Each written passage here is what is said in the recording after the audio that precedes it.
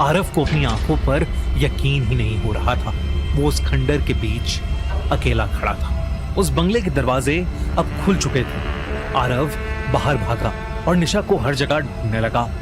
वो उस गांव के अंदर गया। उसने हर दरवाजे को पीटा, पर कोई बाहर नहीं आया। कुछ देर बाद उसे एक पेड़ के नीचे एक लाल साड़ी पहने बूढ़ी औरत दिखी। वो वही औरत थी जो एक दिन पहले उसके कैमरे के सामने आई थी। आरव उसे देखते ही उसके पैरों में गिर पड़ा। उसकी बात सुनकर उस बूढ़ी औरत ने बताया कि उस बंगले के अंदर एक वैशी शैतान था जिसे आरव ने फिर से जगा दिया है। उसने बताया कि सालों पहले उस बंगले में एक बहुत ही घिनौना जमींदार था जो हर अमावस को एक नई लड़की के साथ जबरदस्ती शादी करके उसको पहली रात ही मार देता था और वो शैतान को उसकी बलि चढ़ाता था ताकि वो काली शक्तियों से अमर बन जाए। गांव वालों ने अपनी बेटियां बचाने के लिए उसे उसके बंगले समेत जला दिया था, पर उसकी आत्मा को उस बंगले से कोई नहीं निकाल पाया। वो हर अमावस पर उस बंगले में अपनी दुल्हन का इंतजार करता है और आज अमावस थी। उसने निशा को चुन लिया और जो एक बार उस बंगले की दुल्हन बन गई वो कभी वापस नहीं आती। ये सुनकर आरव पूरी तरह टूट चुका था।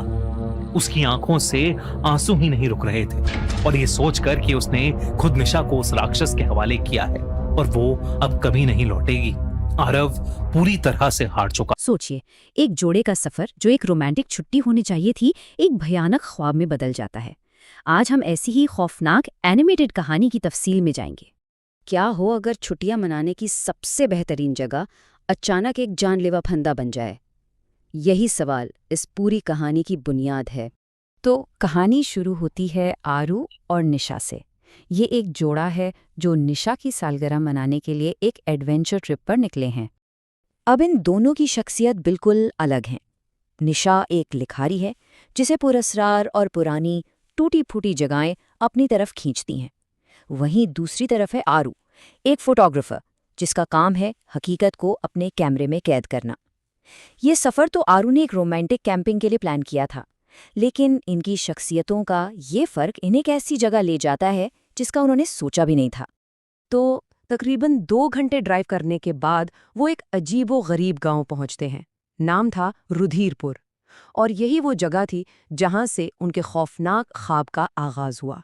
वक्त देखें तो शाम के सिर्फ 6 बज रहे थे, लेकिन रुधिरपुर गांव में ऐसी खामोशी थी जैसे मौत का सन्नाटा हो। कोई एक इंसान तक नजर नहीं आ रहा था। हर घर के बाहर मशलें जल रही थीं। हर दरवाज़ा गहरे सुर्ख रंग का था, जैसे खून हो, और उन पर काले रंग से अजीबोगरीब मंत्र लिखे हुए थे। फिजा में ही एक वहशत सी थी। और इसी वहशत भरे माहौल में पहली ऐसी गैर मामूली चीज़ होती है जो आरू के होश उड़ा देती है। आरू तो फोटोग्राफर था, तो वो इन अजीब घरों की तस्वीरें लेने के लिए गाड़ी से बाहर निकलता है। लेकिन जैसे ही वो अपना कैमरा सेट करता है ना, एकदम से उसके लेंस के सामने एक बूढ़ी औरत आ जाती है। लाल जोड़े में थी वो औरत, और घबराई हुई आवाज में आरू से कहती है, बंगले से बारात निकलने वाली है, जल्दी से छुप जाओ। और उससे पहले कि आरू कुछ समझ पाता या कुछ पूछता, वो औरत हवा में ही गायब हो गई। इस वाकये से थोड़ा परेशान होकर वो लोग गांव से निकल जाते हैं और जंगल में एक नदी के किनारे अपना कैंप लगा लेते हैं। यहाँ माहौल काफी पुरसुकून लगता है। रात में कैंप फायर के पास निशा मजाक में आरू से कहती है कि उसकी कुछ अच्छी सी तस्वीरें ले। आरू हंसते हुए निशा की तस्वीर ले लेता है, लेकिन जब वो कैमरे की स्क्रीन पर उस तस्वीर को देखता है तो उसमें सिर्फ निशा नहीं थी। हर तस्वीर में निशा के ठीक पीछे सहरा पहने एक दूल्हा खड़ा था, और हैरत की बात यह थी कि हर अगली तस्वीर में वो दूल्हा निशा के और करीब आता जा रहा था। बस यही वो लम्हा था जब खौफ ने आरू को अपने चंगुल में ले लिया। रात में टेंट के अंदर आरू को नींद नहीं आती।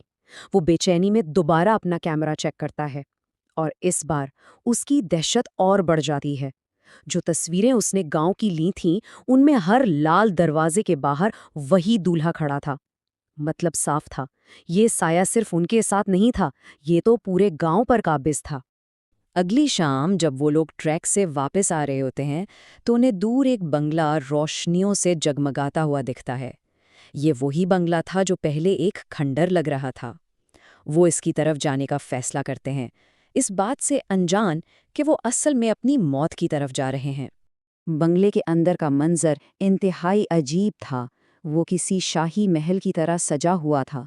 चांदी की थालियों में शाही खाने लगे हुए थे, लेकिन वहाँ कोई एक भी इंसान नहीं था, और पूरे बंगले में मरे हुए फूलों की एक तेज सड़ी हुई बदबू फैली हुई थी। और फिर कहानी अपने सबसे खौफनाक मोड़ पर आती है, जब वो दोनों इस बंगले में फंस जाते हैं और इस जगह का असली वहशतनाक मकसद उनके सामने आता है। जैसे ही वो लोग वहां से निकलने की कोशिश करते हैं, बंगले का वो भारी भरकम दरवाज़ा जोर से अपने आप बंद हो जाता है। अब वापसी का कोई रास्ता नहीं बचा था। और तभी वही साया जैसा दूल्हा सीढ़ियों से नीचे उतरता है। निशा की आंखें बिल्कुल सफ़ेद हो जाती हैं और वो एक कठपुतली की तरह उसकी तरफ चलने लगती है। वो दूल्हा उसके गले में सूखे फूलों का हार डालता है। आरो जब उसे रोकने के लिए आगे बढ़ता है तो एक नादीदा कुव्वत उसे जोर से पीछे फेंक देती है, और फिर वो साया निशा के साथ फेरे ले लेता है। और जैसे ही फेरे पूरे होते हैं, एक दर्दनाक चीख गूंजती है, और उस चीख के साथ ही वो दूल्हा, निशा और बंगले की सारी सजावट सब कुछ धुएं में बदलकर गायब हो जाता है। आरो उस अंधेरे वीरान खंडर में बिल्कुल अकेला रह जाता है।